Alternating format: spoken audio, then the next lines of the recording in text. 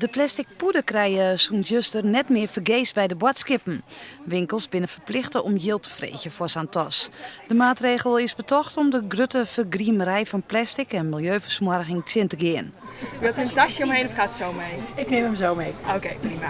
Weet je het zeker? De meeste klanten hebben zelf al een tasje mee. Dat gaat echt boven verwachting. En sommigen die schaffen een tasje aan. Nou, dat is hartstikke goed, hè, want de plastic tasje is hartstikke slecht voor het milieu.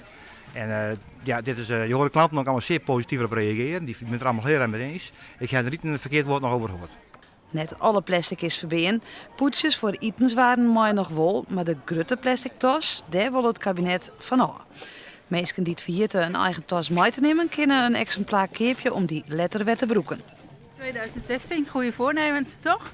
Ja. Plastic tasjes niet meer gratis. Nee, daarom. Nou, niet erg. Beter. Beter voor het milieu, toch? Het wordt een hele berg. Dus je hebt een tasje hier gekocht? Ja. Ik moet heel eerlijk zeggen, ik had ze al, maar ik was ze vergeten mee te nemen. Dus dan kopen we er gewoon nog één. Dat is niet erg.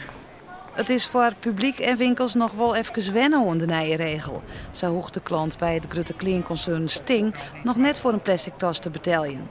Bij drankenhandel Weduwe Joustra weten de klanten dikwijls al weken werd ze ontdaan binnen. Ja, degenen die dan toch nog kiezen om een tasje te kopen, die betalen het. En die hoor je ook niet klagen of mopperen. Maar je ziet wel dat mensen inderdaad er anders mee omgaan.